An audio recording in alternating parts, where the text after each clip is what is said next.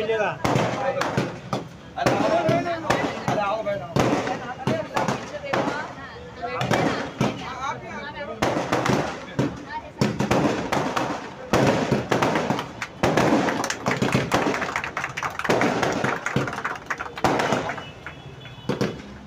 अच्छा भाई, आज यहाँ पर जो है आपके ऑफिस की ओपनिंग की गई और मुस्लिम लीग के फरहद शेख जो है आपके साथ दिखाई दे रही, तो क्या कहेंगे इस बारे में? क्या आपको इन्होंने समर्थन किया है? जी अल्हम्दुलिल्लाह। देखिए वो उसका जवाब तो इंशाल्लाह मेरी बहन आपको देंगे। अभी देखिए कि कैसा है कि हम लोगों की अभी पहली ऑफिस की ओपनिंग हुई है। जैसा कि हम लोगों ने अभी मेन रोड पे यहाँ पर ऑफिस ली और इंशाल्लाह ताला आने वाले वक्त में और भी ऑफिस की ओपनिंग है। तो इसमें इंशाल्लाह ताला हर जगह अभी हम लोग साथ में दिखेंगे। अब समर्थन के बारे में तो बहन बोलेंगी, लेकिन मैं आपको बताते चलूँ कि मेरी बहन ने बहुत बड़ी कुर्बानी दी है। इन्हें भी कैंडिडेटशिप दी गई थी इनकी पार्टी की तरफ से, लेकिन इन्होंने वो मना कर दिया, कैंसिल कर दिया कि इस वजह से कि सिर्फ यहाँ पर मुस्लिम वोटों का बंटवारा ना हो, यहाँ पर हमारे शहर के वोटों का बंटवारा ना हो। और अगर हम लोग आज यहाँ से अपने अपने लोकल आमदार को जीता सकते हैं, एक लोकल आमदार हम यहाँ ला सकते हैं, तो इस वजह से मेरी बहन मेरे साथ हर जगह है अभी इंशाल्लाह ताला, और हम लोग यानी मिलकर भी इसको प्रचार पा सकते हैं। सेठ भाई, आप जो चुनाव में खड़े हैं, किस मुद्दे को लेकर आप चुनाव लड़ रहे हैं? किस मुद्दे को लेकर चुनाव लड़ रहे हैं? देखिए मुद्दे ही मुद्दे हैं हमारे शहर के, लेकिन हमारा जो सबसे यानी मेन अहम मुद्दा है, आपको पता होगा कि जैसा हम आवाम से वादा भी कर रहे हैं, हम यानी कंटिन्यूसली हमारे स्पीचेस में भी बोल रहे हैं कि अगर हम लोगों को इख्तियार मिलता है तो हम लोग तोरण को सबसे पहले यहाँ से हटाएंगे। और जो रिजर्वेशन ज़मीन हमारे बच्चों के मुस्तकबिल के लिए, चाहे वो खेल का मैदान हो, कॉलेज हो, तालीमी इदारों के लिए आई है, स्कूल के लिए आई है, जिस पे आज यहाँ के लोगों ने, जो यहाँ के मौजूदा आमदार है, उनके लोगों ने कब्जा करके बैठे, हम वो कब्जे से बाहर लाएंगे इंशाल्लाह ताला। आने वाले वक्त में यहाँ पर तालीमी इदारे बनाएंगे जिससे हमारे शहर के हर बच्चे को हम पढ़ा सकें। साहब भाई, चुनावी वादे तो बहुत होते हैं, लेकिन जीतने के बाद अक्सर आमदार या खासदार जो भी होते हैं वो अपने वादों को पूरा करने में असमर्थ रहते हैं। तो किस तरह से आप मुमरा की आवाम को जो है अपनी तरफ खींचने की कोशिश करेंगे? देखिए आपने देखा होगा माजी में भी हम लोगों ने, ये हमारे लिए कोई चुनावी वादा नहीं है कि टोरेंट हम हटाएंगे और हम टोरेंट बोलेंगे। आपने देखा होगा टोरेंट के लिए किस तरीके से हम लोगों ने बीच में भी पिछले साल भी 10 दिन हम लोग भूख हड़ताल पे रहे। 2019 में भी हमने इसका विरोध किया। जब जब टोरेंट ने इस शहर में जुल्म बढ़ाने की कोशिश की तो हमने हमारे तौर पे, चाहे मैं हूँ मेरे तौर पे हमने फाइट की, हमारी बहन है उनने अपने तौर पे फाइट की। तो हम लोग जेन्युइनली टोरेंट को इस शहर से हटाना चाहते हैं। हम इलेक्शन पीरियड में नहीं बोल रहे। आज देखिए कि 2 जन और है इसको टोरेंट को हटाने की बात करे। सोचने वाली बात है कि यहाँ के विधायक का तो मैंने स्टेटमेंट सुना कि अगर तो वो इख्तियार में आ जाते और उनकी सरकार आ जाती है तो वो सबके मीटर चेंज करवा देंगे। और एक ने तो यानी सरकार में आज है ही साल भर से, और वो स्टेटमेंट दे रहे कि मैं टोरेंट को मुझे जिताओ तो बैठा तो जब सरकार में रहकर तुमने साल भर में नहीं हटाया तो अब तुम क्या हिसाब से बोल रहे हो? और तुम किस तरीके से यानी हमारे यहाँ के जो मौजूदा जो अभी माजी के जो विधायक हैं जो यहाँ पर अभी कैंपेनिंग में बोल रहे, तो वो कई मुँह से बोल सकते हैं कि मेरे को अगर आप जिताओगे तो मैं मीटर चेंज करूँगा। यानी आज भी आप कमीशन बंद नहीं कराओगे, सिर्फ मीटर चेंज कराओगे। अरे आपकी जरूरत ही नहीं ना आपके वादों की। इंशाल्लाह ताला हम यहाँ से टोरेंट को हटाएंगे।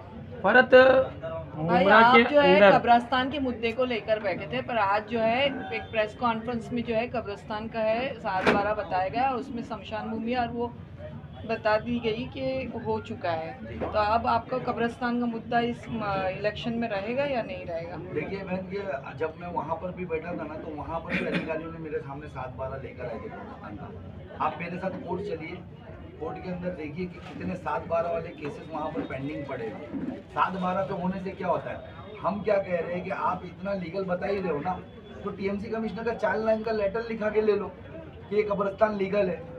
वो क्यों नहीं बता पा रहे? आप सब प्रोसीजर्स के पेपर क्यों बता रहे कि 7/12 पे चढ़ा, फिर अधिकारियों ने उसको जगह को कब्जे में ली, फिर हमने इसको ताबे में लिया, और ये सब गोलमोल क्यों कर रहे? ये सब पेपर तो मेरे पास भी अधिकारी लेकर आए थे, मैंने उनके मुंह पे नकार दिया था। वो सरकारी ऑफिसर थे, मुझ पे केस बनाते अगर मैं गलत था तो, या पुलिस वालों को आगे करके उठाते, लेकिन नहीं उठा पाए क्योंकि उनको भी मालूम है रियलिटी। 7/12 पे चढ़ाने से कुछ नहीं होता। 7/12 पे तो कितनों के लिटिगेशन पड़े आज भी कि 7/12 पे उनका नाम है या उनकी जगह है, लेकिन वो कब्जे में। अभी जो 7/12 पे कब्रिस्तान का बता रहे, वो 7/12 पे कभी किसी और का नाम था ना, तो नाम हटा नहीं, उसका फेरफार हुआ नहीं। 7/12 पे कल फेरफार फिर हो जाएगा। तो ये गुमराह कर रहे हैं, आप इनकी गुमराह से बचिए। ये आवाम को गुमराह कर रहे हैं इन लोग, यानी अभी इलेक्शन पीरियड में बस पेपर बता करके यानी उसकी हकीकत नहीं पता। आप हमसे पूछे तो हमने हकीकत बताइए, अब आवाम समझेगी सच क्या है।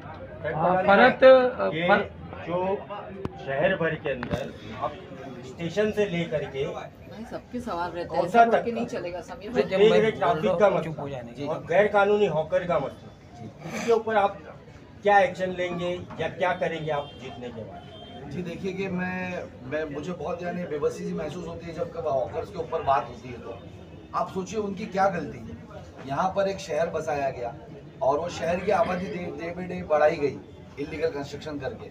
आज यहाँ पर लोग रोजगार के लिए रोड का अगर धंधा लगा रहे, आपने उनको शहर बसाने के लिए जो आपका काम था, यहाँ के विधायक का काम था 15 सालों में, एक हॉकर जोन नहीं दिया। तो आज अपनी नाकामियों का ठेकरा आप उन पे कैसा फोड़ सकते हो कि हॉकर 2 मिनट में हॉकर की गलती है। अरे इंशाल्लाह ताला हम वो हॉकर भाइयों की भी यानी मदद करेंगे। अगर हम इख्तियार में आते हैं तो आपने देखा होगा इस शहर में इससे पहले 3 से 4 बार हॉकर जोन बनाए गए, फिर तोड़ दिए गए और उसके ऊपर करप्शन किया गया। ये बेचारों को ढाल बनाई गई। लेकिन इस बार इंशाल्लाह ताला जब हम इख्तियार में रहेंगे तो जो हॉकर जोन बनेगा वो कायम का बनेगा और इंशाल्लाह ताला हमारे हॉकर्स को हम वहाँ बसाएंगे और रोजगार भी दिलाएंगे और अपने शहर का ट्रैफिक भी कंट्रोल करने के लिए ब्रिजेस लाएंगे।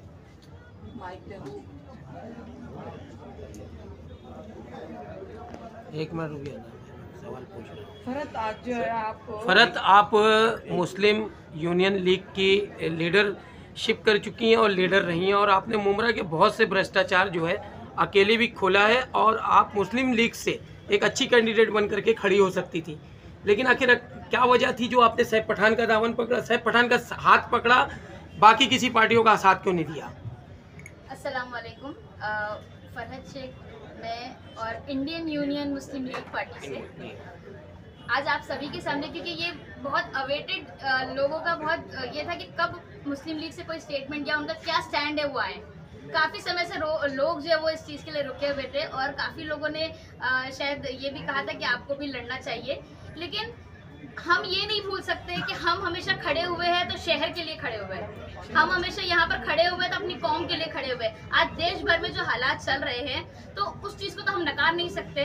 तो आज उनको सपोर्ट करने वाले, आज जब वो एक साथ खड़े और 15 साल से जो लोगों को शहर को गुमराह करने वाले लोग, जो लोगों को यहाँ के लोगों को जो फैसिलिटीज नहीं मिली और जो मिलनी चाहिए वो चीजें नहीं हुई, तो उन लोगों का साथ हम कैसे दे दें?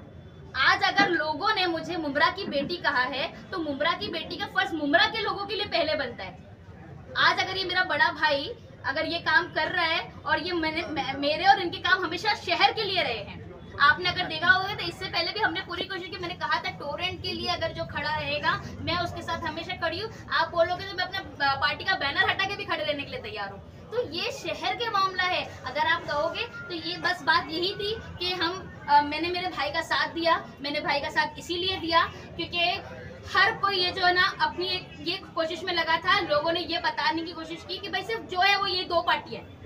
तो मेहरबानी करे, ये जो थाना के इम्पोर्टेड कैंडिडेट्स है ना, इनका तो अब हमको बाइकआउट करना है। और अब जो है वो लाजमी बनता है कि आपके मुमरा शहर के बच्चे आपके सामने आपके शहर की खिदमत के लिए एक साथ एक प्लेटफॉर्म पे साथ में खड़े हुए हैं। अगर हम शायद मैं भी अलग खड़े हो सकती थी, ये भी हो सकते थे। इससे ये होता था कि शहर के मुसलमानों के वोट जो वो डिवाइड होते थे और हमें सारे वोट्स को एक जगह लाना था। और मुझे यकीन है कि अगर मुमरा वाले सिर्फ और सिर्फ मुमरा वाले वन साइडेड अगर वोट देते, 50 to 60% भी अगर यहाँ से वोटिंग होती है वन साइडेड एक ही पार्टी को, मतलब हमारे एक तो ये मुस्लिम कैंडिडेट, क्योंकि ये हवा हमने चलाई थी कि मुस्लिम कैंडिडेट चाहिए हमको, ये स्थानिक, इसके बाद हमने चलाया था कि हमको स्थानिक आमदार चाहिए। तो ये जब दोनों क्वालिटीज यहाँ पर मौजूद है तो मुझे नहीं लगता कि मुमरा के पास जो है वो कोई और ऑप्शन देखने की जरूरत है। ये बेस्ट ऑप्शन है। और आज मुझे समझ में आता है कि मुझे ऐसा लगता है कि शहर के लिए कुछ करने मुझे अगर मिला ना तो मेरे लिए बहुत फख्र की बात है कि आज कोई बड़ी बात नहीं है। अगर हम शहर के लिए ये छोटी मोटी कुर्बानी कोई मायने नहीं रखती। अगर शहर की बड़ी बात हो तो हम हर तरीके की कुर्बानी देने के लिए तैयार हैं। आने वाले 20 तारीख के चुनाव को देखते हुए मुमरा की आवाम को किस तरह का मैसेज देंगे कि किस तरह किसको वोट दिया जाए? देखिए, मैंने अभी कुछ बयानात सुने वो इम्पोर्टेड थाना के कैंडिडेट्स वालों उनके, किसी ने कहा कि भाई हम तो इलेक्शन के बाद नहीं, हम तो उससे पहले आपसे वादा किया और हमने ये चीज आपको लाकर दे दिया।